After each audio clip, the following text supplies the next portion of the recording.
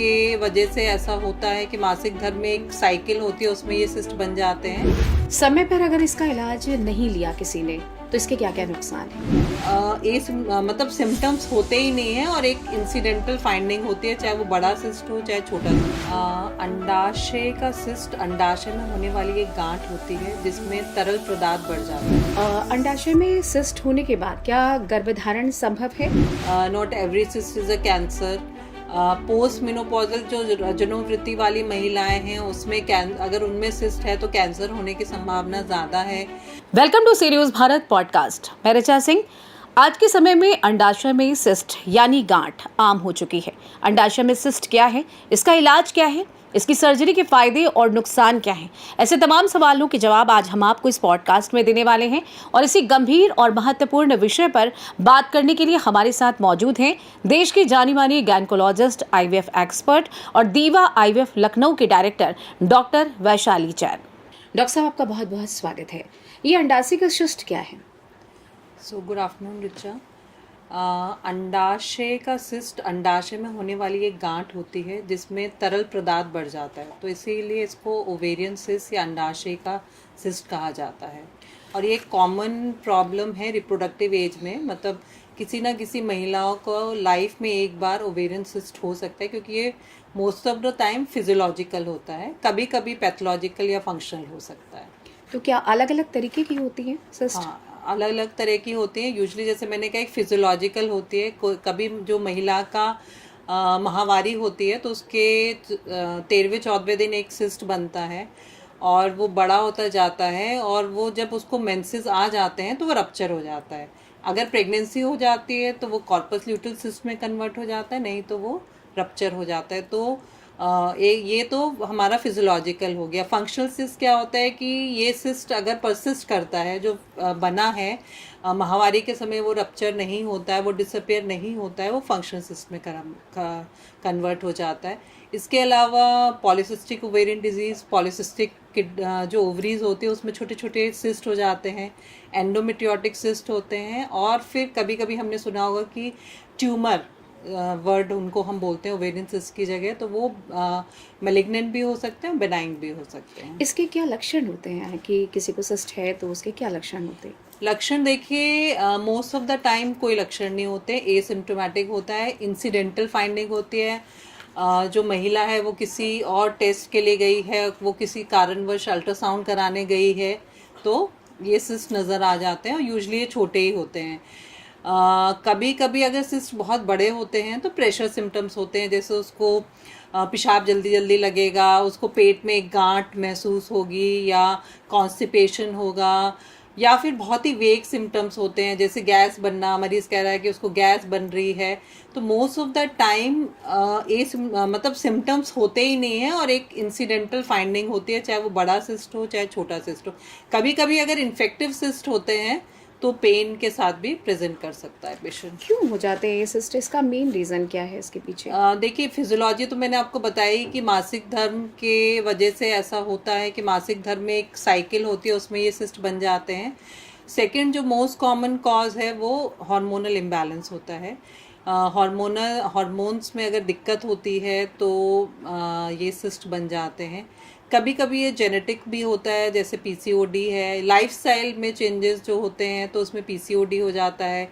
Endometriotic cyst जो होते हैं वो जेनेटिक हो जाते हैं, और कैंसर वाले तो भी जेनेटिक प्रॉब्लम होती है, इस वजह से कैंसर वाले सिस्ट होते हैं महिला तो में। अगर किसी को पता है कि उसको सिस्ट है, उसने टेस्ट कराया कुछ ऐसे करके, और अगर किसी को नहीं पता है, सिर्फ ऐसे ही पेन हो रहा है, तो डॉक्टर के पास हमें कब जाके एडवाइस लेना चाहिए? देखिए, कभी भी अगर आपके बच्चेदानी या पेड़ों में दर्द है तो, और एक बार आपने थोड़ा उसको नेग्लेक्ट करा और फिर भी उसको आपको रिलीफ नहीं मिल रहा और वो परसिस्टेंट रह रहा है, पेन है या कोई और इस तरह के सिम्टम्स हैं, तो आप डेफिनेटली डॉक्टर से जाके मिलिए।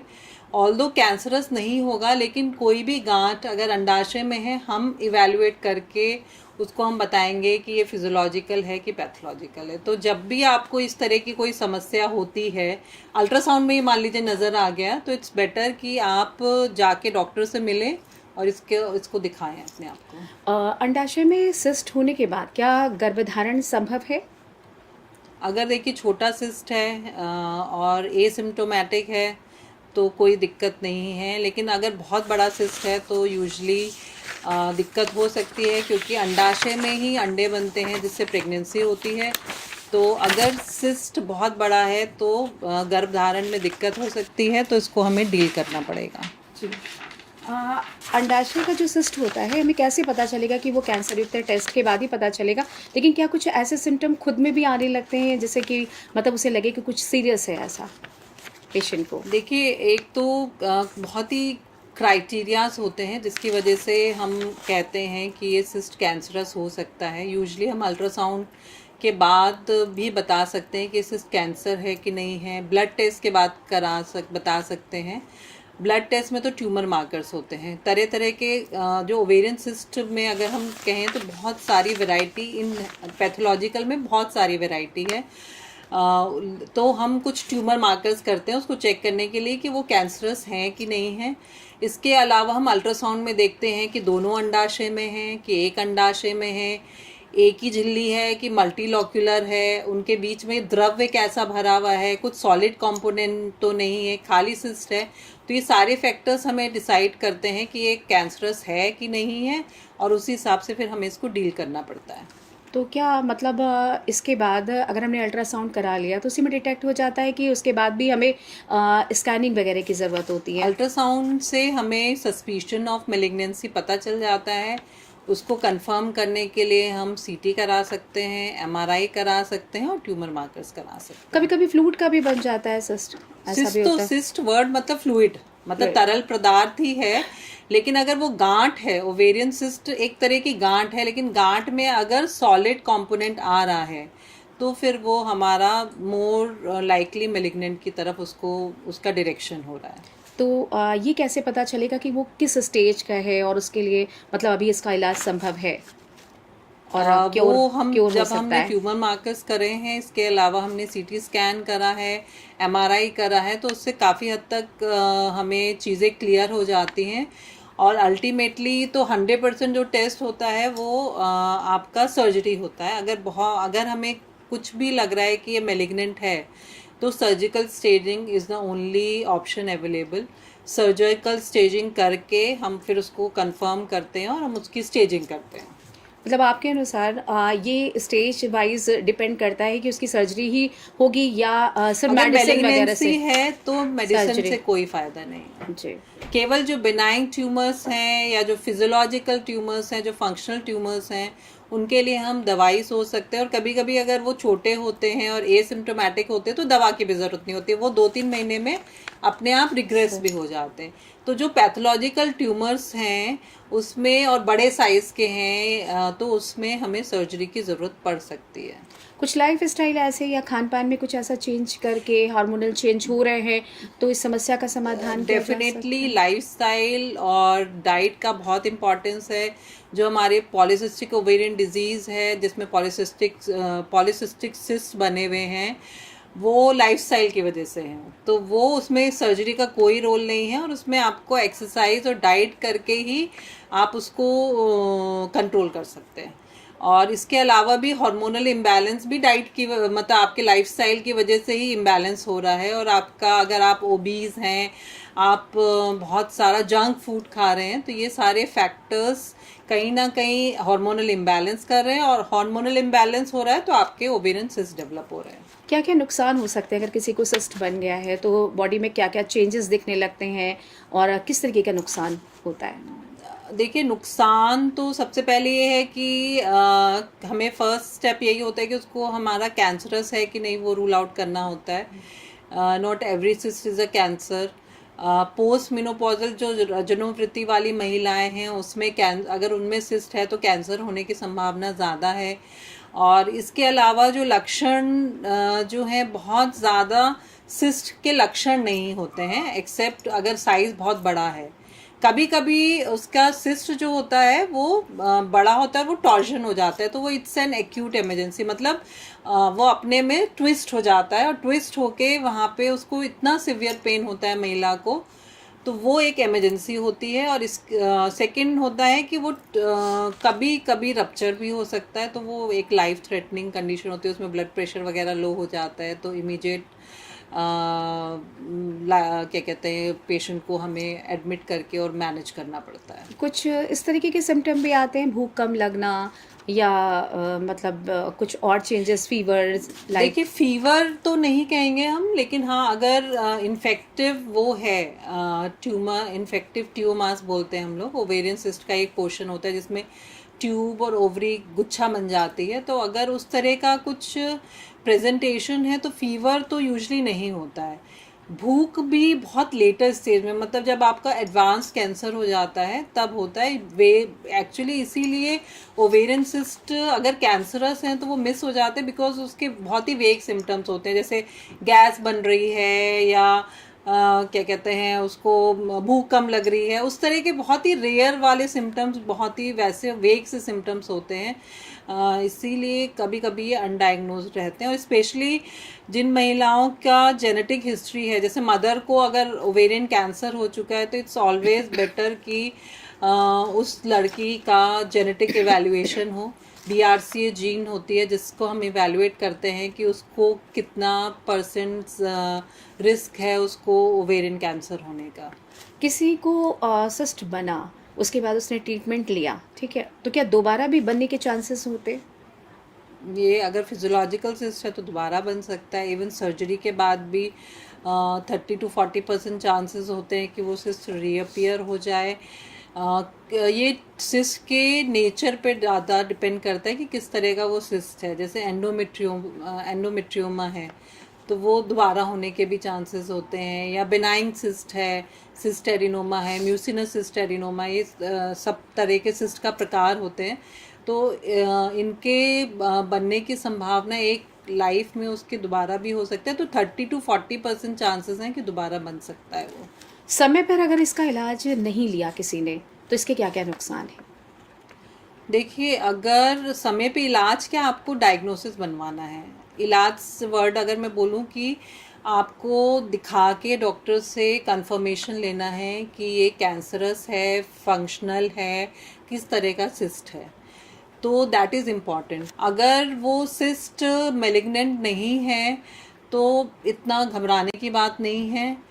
सिस्ट की सर्जरी के अपने नुकसान है एक्चुअली देखा जाए तो। सिस्ट की अगर हम सर्जरी करेंगे, एक तो पार्ट ये है कि दोबारा हो सकता है, दूसरा आपका ओवेरियन रिजर्व कम हो जाता है, मतलब आपके अंडे बनने की क्षमता कम हो जाती है, तो आगे चल के अगर आप प्रेगनेंसी के लिए ट्राई करना चाह रहे हैं तो वो भी चीज़ें दिक्कत दे सकती हैं। तो एक बैलेंस के रहते हुए हमें देखना पड़ता है, बैलेंस करके मैनेज करना पड़ता है। और दूसरी चीज़ ये है कि किसी एक्सपर्ट से मिलिए, जो इस चीज़ के एक्सपर्ट हैं, उनसे मिलके सलाह लीजिए। और स्पेशली अगर आप प्रेगनेंसी के लिए सोच रहे हैं, आप इनफर्टिलिटी है या आगे चल के आप प्रेगनेंसी के लिए सोच रहे हैं, या छोटी लड़की में हो गया, तो इट्स ऑलवेज बेटर कि किसी स्पेशलिस्ट से मिलके उनसे सलाह लें और इसका उपाय या निदान सोचें। ये तो इस तरीके के केसेस आपकी नॉलेज में कैसे देखने को मिलते हैं? क्या बच्चों में भी, जो मतलब 16-17 बहुत कॉमन है, 12 साल के बाद जिनको माहवारी चालू हो गई है किसी को भी सिस्ट हो सकते हैं।